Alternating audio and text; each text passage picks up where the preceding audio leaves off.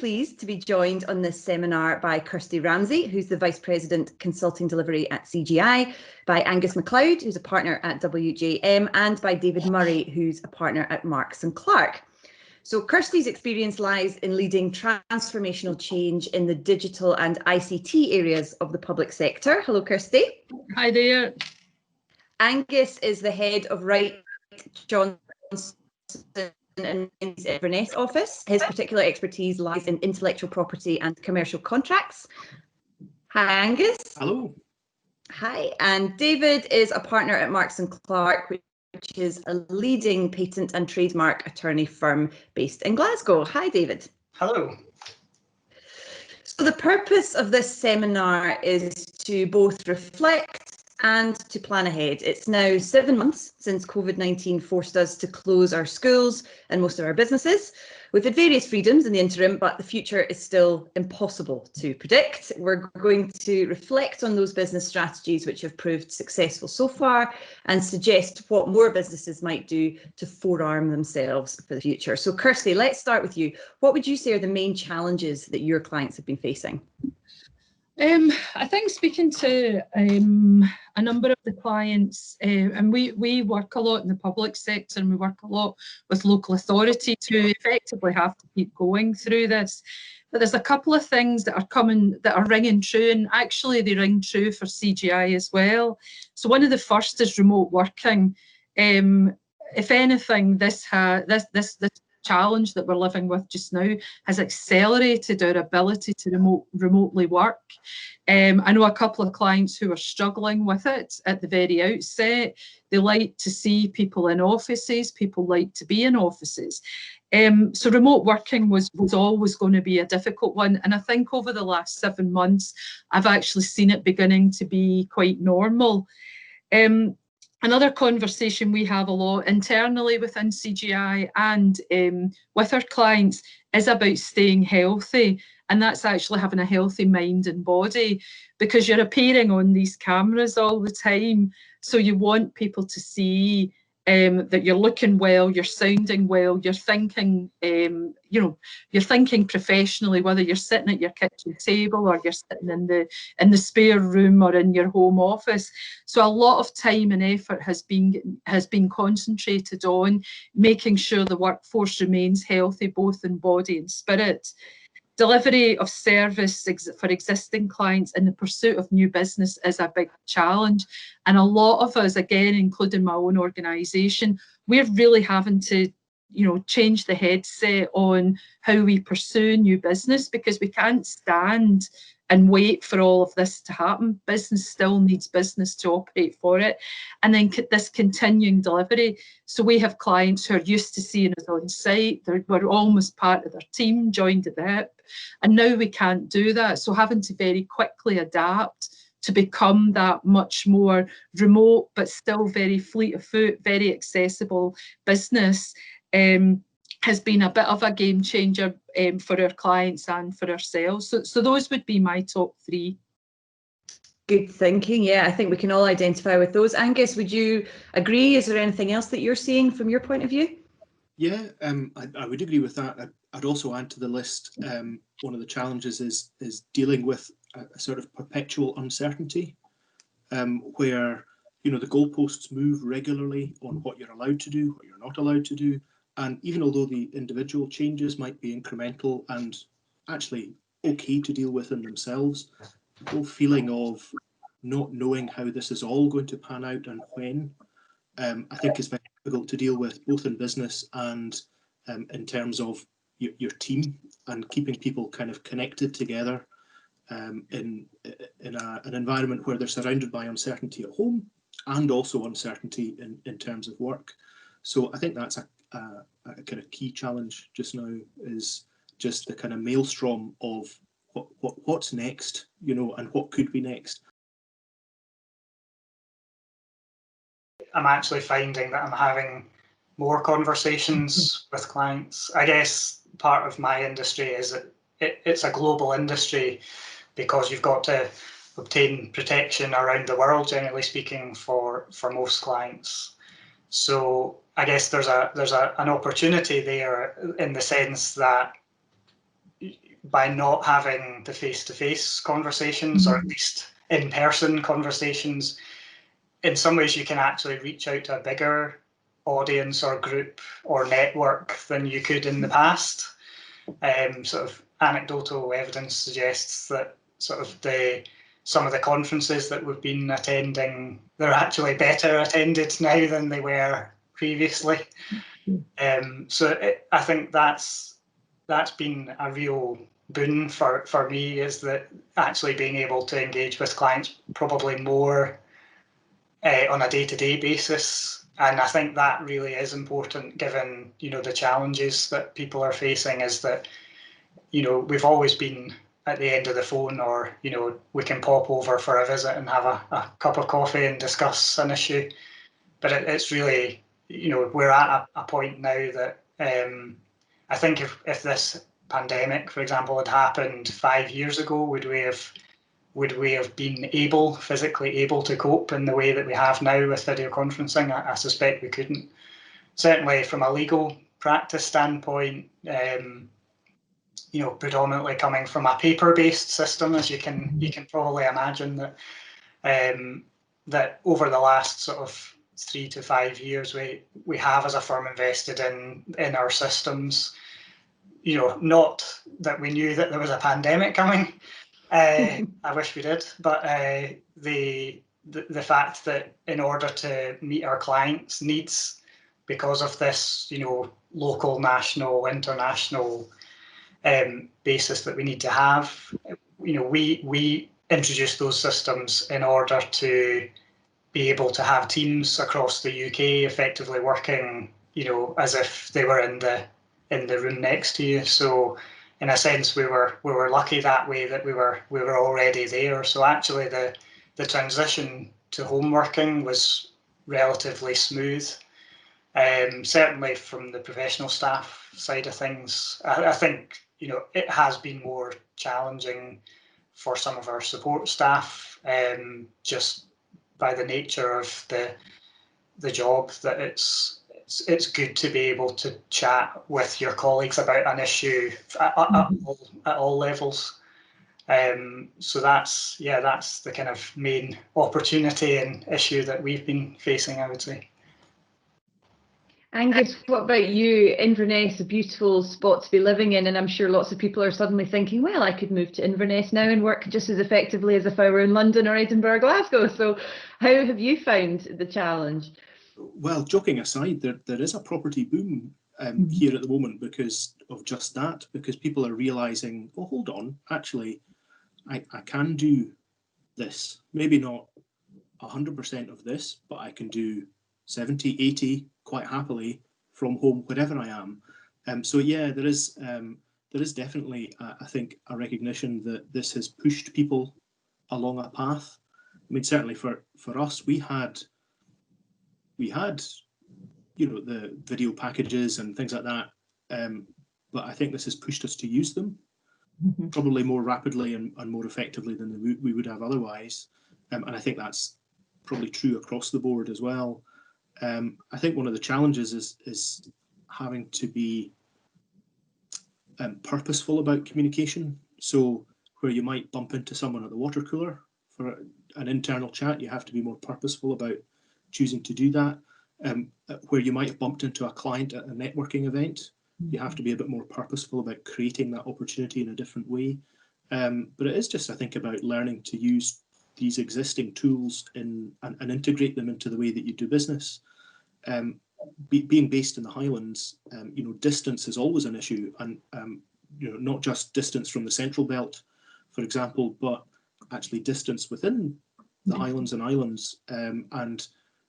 You know, people have always been very creative about getting up very early and getting the early ferry and travelling, but actually we're more able in a way to, you know, look after a client within the Highlands, but deliver, as David was saying, is deliver as part of a team where actually people might be, depending on their expertise, spread all over the place, but they can be brought together more effectively to deliver for the client, which is great. I do see, you know, some kind of longer term challenges there, because you know, the way the tax system is worked up for at the moment for people working at home isn't that great. You know, and there is a kind of, well, how is this going to work in future? Are people going to have, you know, are people going to be equipped with mobile devices, or are people going to have a home in an office somewhere with a set of kit, or are they going to have another kit at home? How's all that working? That really needs to be thought through, because businesses need to invest, I think, in getting the right technology as this becomes part of the norm. How long do you anticipate us working like this? Have you got your crystal ball handy? What do you reckon, Angus? Well, personally, I think actually it's interesting, because one challenge that I have noticed is that we're also having to be more aware of who's an introvert and who's an extrovert, because there are people who really draw their energy from being with other people and can find it very difficult to be working from home. So that's a challenge that needs to be navigated. So I think there will be a degree of horses for courses going forward. I think life will never go back to the way it was. I think it will be different. You know, certainly in the legal profession, you know, there's always a thing about, well, you have a nice office and people work in the office, and actually maybe agile working is the right way to go. Right now that's difficult to achieve, because agile working means hot desking, and got school-age kids, and I know that at the beginning of every lesson they wipe down the desk.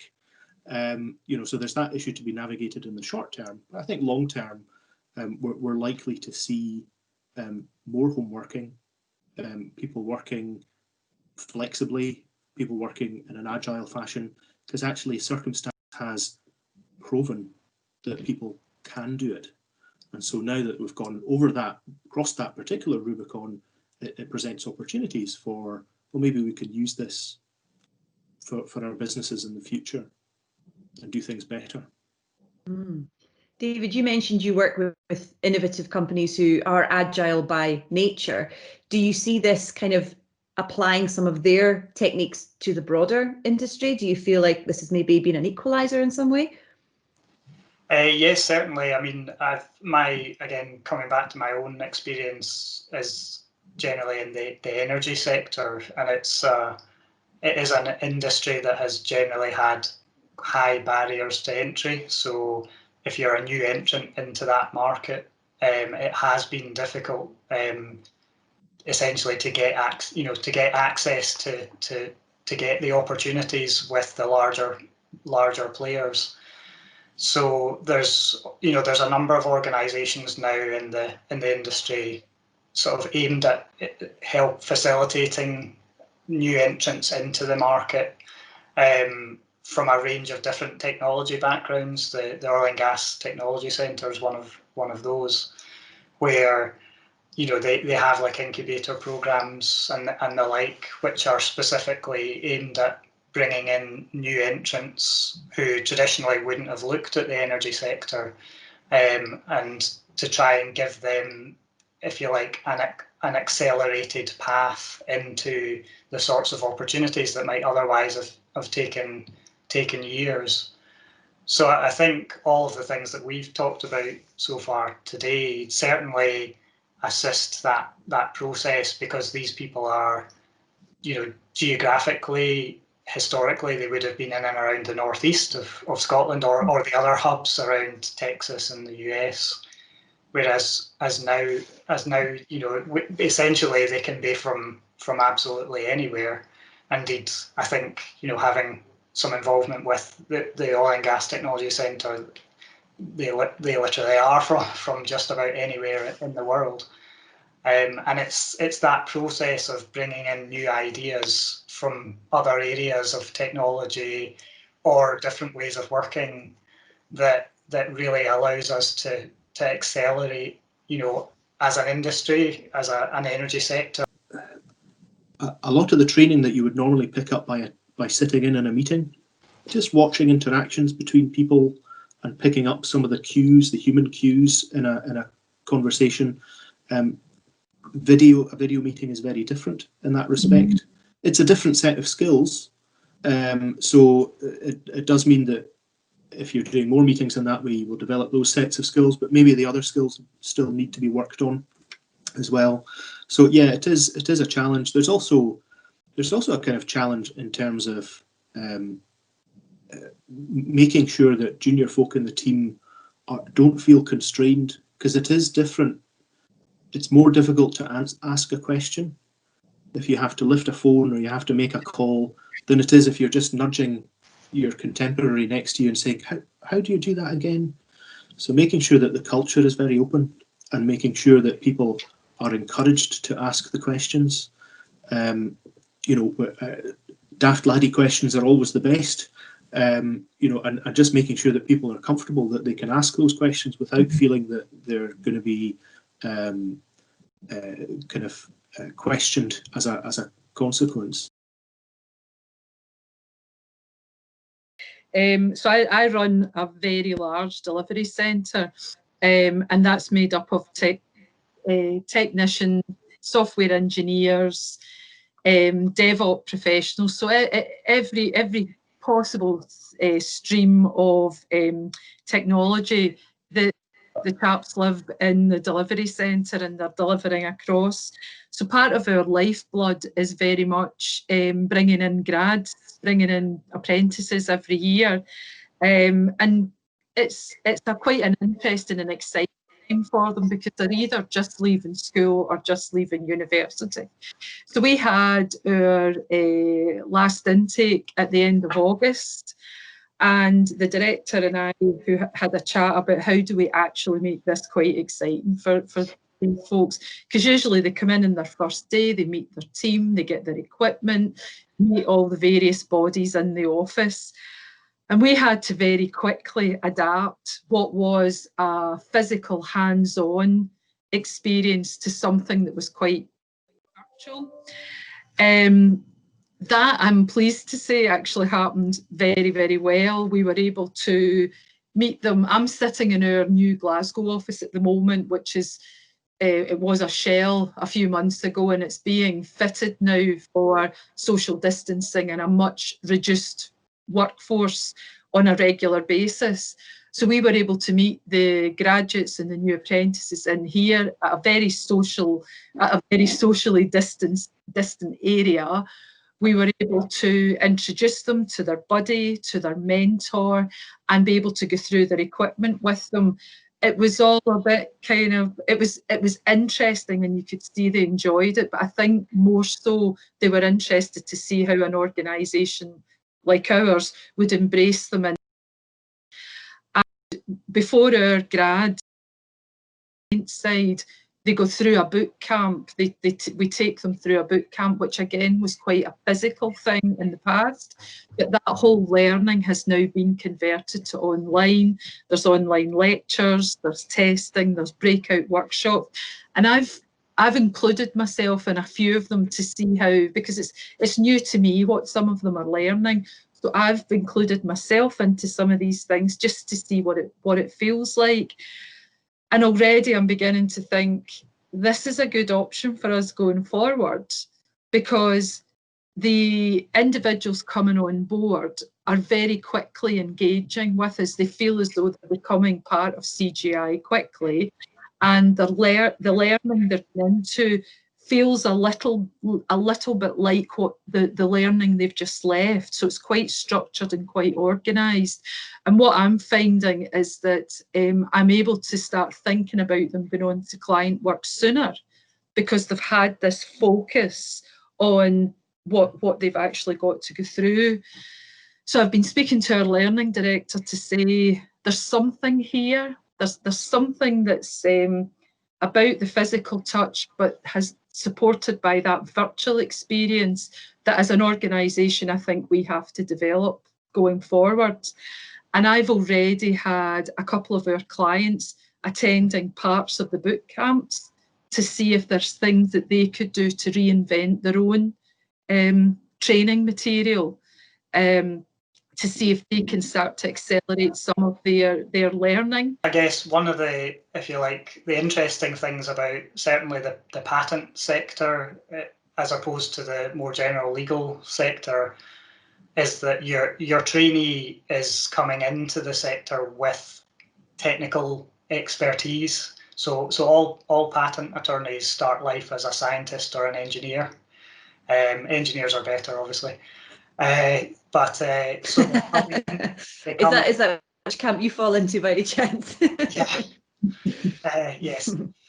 So it's a kind of, it's an interesting balance in terms of, Angus was talking about sort of not having people in a meeting that perhaps are superfluous, if you like, although albeit they're gaining their expertise, is that a lot of the time in our meetings there's still a balance between the person, the attorney has, the legal qualification and experience, but a lot of the time actually the trainee can be more experienced in a particular area of technology. So it can be an interesting thing.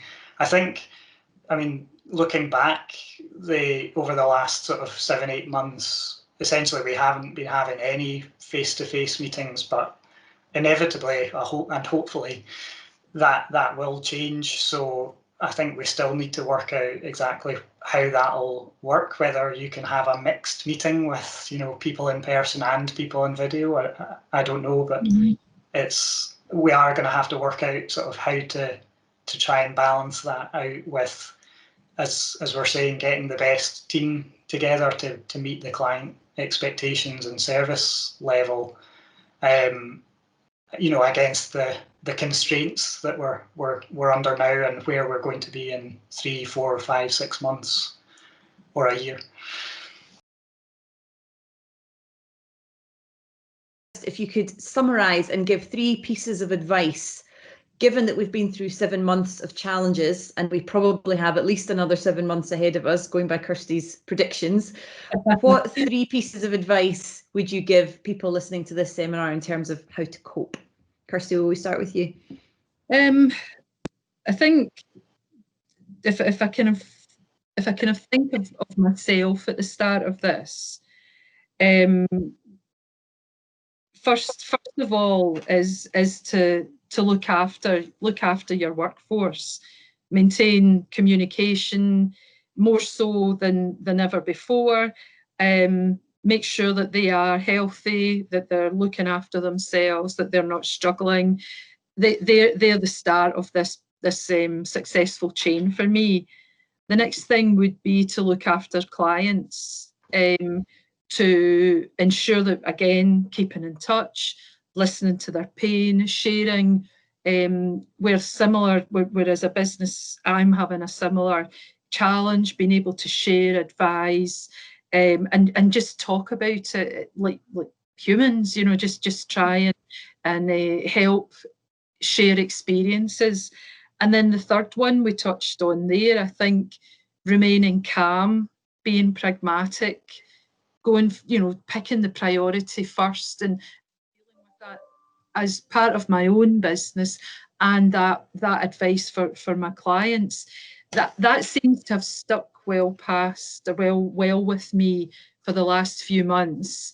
I'm not saying it's perfect, and goodness knows I've learned some really good lessons in the last 7 months, but those things tend to stick with me on a daily basis. Great. David, what would you suggest are 3 takeaways? Well, I don't know if I can provide 3, but certainly echoing Kirsty's point, I think the one would certainly be embrace the challenge. I think we're all in this together. I think so. We've got common goals, whether it's meeting client expectations, providing service to the level that we need to do. I think it's recognizing that we're all in this together and that we are a team, whether we like it or not, and actually just embrace the challenge, really. Yeah, Angus, what would you suggest? 3 things, 2 of which might be the same.